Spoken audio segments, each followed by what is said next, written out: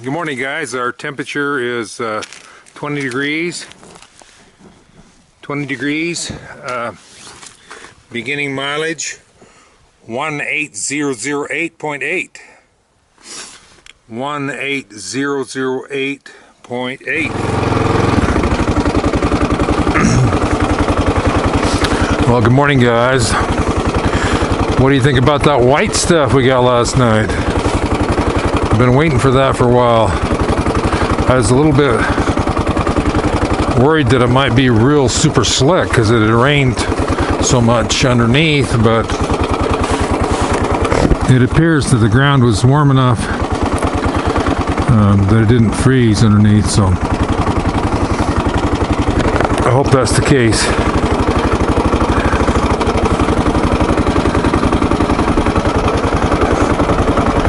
Of course, as soon as somebody drives over it once, then it will maybe get icy.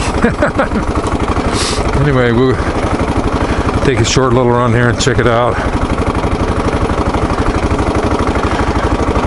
I wanted to talk a little bit this morning just about the winter gear, you know, and the only thing I wanted to say is that I think there's some things that you can't really skimp on. One of them being your Under Armour. You know, if you just go get a pair of insulated long johns or something, they're probably going to have quite a bit of cotton in them, and they're not going to do you the job because the cotton will retain moisture, and it'll hold that moisture against you, and you're going to get cold and clammy and get cold. So you either need to get a real high quality synthetic polyester type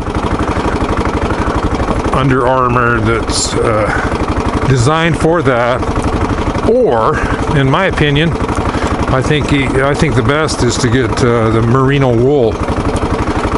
I've had both. I had a set of base gear. The brand name was First Gear, and I've had them for a couple of years.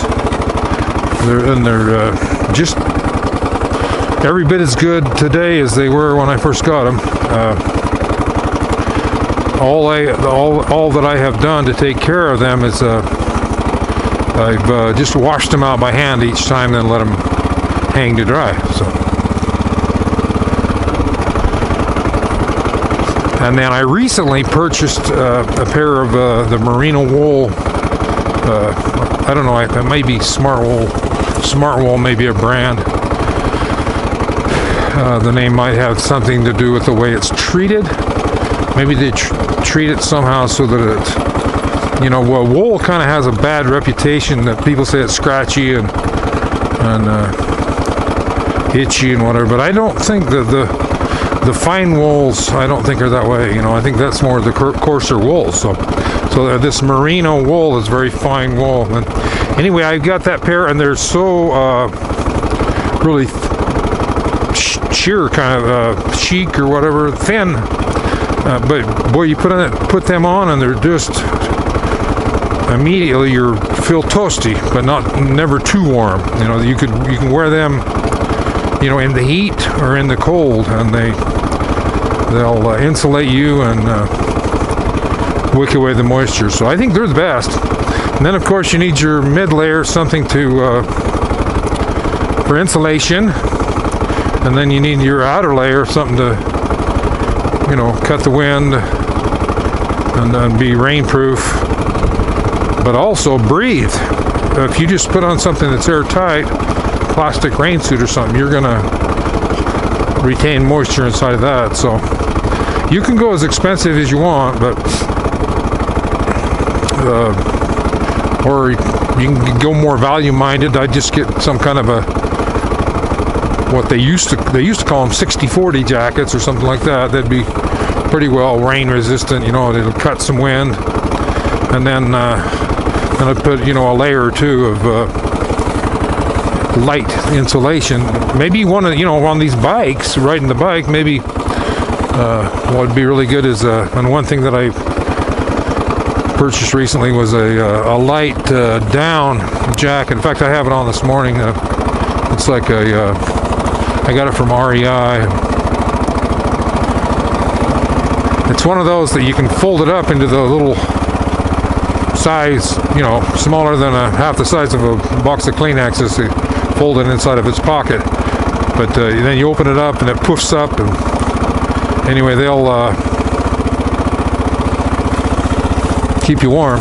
And also, you know, that was like, I can't forget if it was last year or the year before, somebody told about a little secret of to block the cold on your chest. You can just take a sheet of newspaper and place that under your outer shell there, and that'll cut the wind and also insulate you. So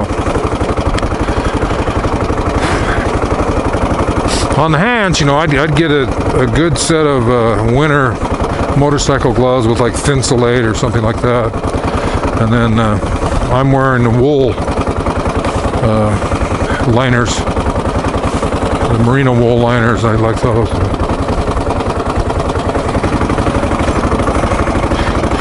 The whole secret, you got to breathe, because if it doesn't breathe, it retains moisture and you get cold and clammy. So, and then of course, and I've mentioned this before,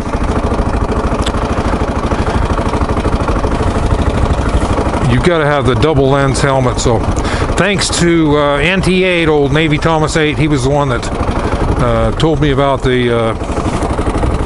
you know, the proper kind of helmet to get with the dual lens. You can go search one of his videos and he'll tell you all about the different types of helmets he has. But this one's worked quite well, and basically without it you can't ride.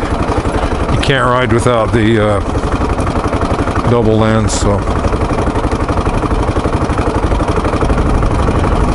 what else? I don't know what you guys do on your feet. You know, when we're riding our motorcycles, it's good to have protection, like the motorcycle boots or whatever, but there aren't a lot of motorcycle boots that are really warm. So what I've done a lot in the past is I've wore like muck boots. So, you know, if you go down in a real high-speed crash on pavement, you know, the muck boots, they're not going to have the support for you to, you know, protect your ankles and stuff, but they do keep you warm. But I usually do, you know, kind of a little trade-off there. I don't usually go that fast on any kind of snow or ice. You know, sometimes on the drier pavement, I may hit the freeway, you know, and I might be going fast, but it's just, I guess, a chance you got to take, either warmth or whatever. And then, you know, on the pants too, you want same thing as the top. You want something that'll breathe. You know, if you've got the money, go buy some really top of the line motorcycle pants. You know, get you BMW or Climb, whatever, and they're the best.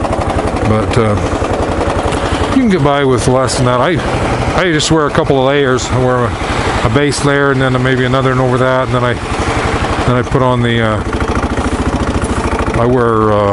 I've been wearing the either military or the pants the military wear, or the pants that the policemen wear, and they're like a polyester blend, you know, and so they'll breathe. I've been wearing them, and I've got by good with them, and I like them because they have all their baggy cut, so I can lift my leg, and then they have the big pockets on the sides, so I can stuff, like if I got an extra handheld camera or something, or whatever, crescent wrench, whatever I want to carry, I just shove it down that big old pocket there, and I got it anytime I need it. So, but you know, these gloves I have, these are Puller Techs, Tourmaster Puller Techs. I've had them 3 years. They've done a good job. They kept me warm. Of course, I have heated grips, and then I've got them a little wool liners there. So that should be pretty tasty. I mean toasty, not tasty, toasty.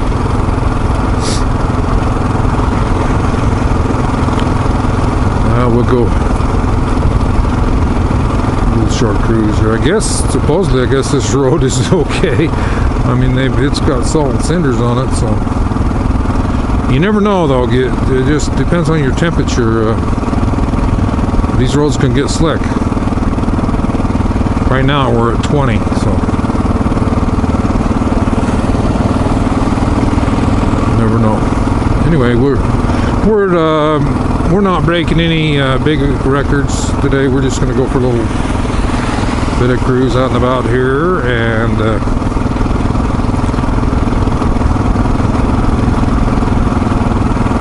then we'll head back to the hacienda. So this almost looks like it could be slick, so I'm only going 20, whatever.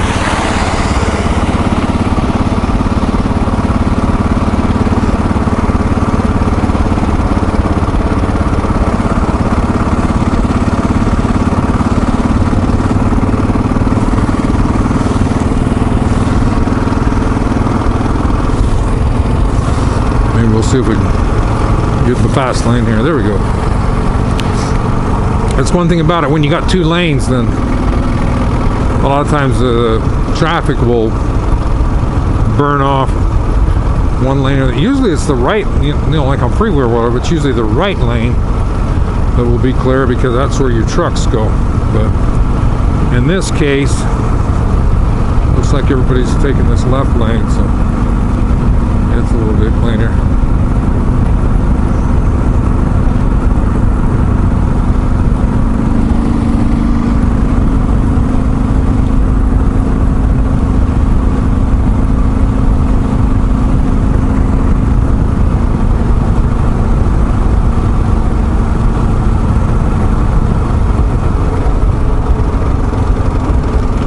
Well, I think we're gonna turn around here and maybe head back through town another time, and then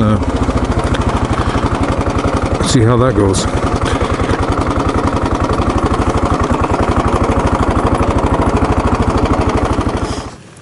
Ending mileage 18015.9. 18015.9. Dr. Dual Sport out.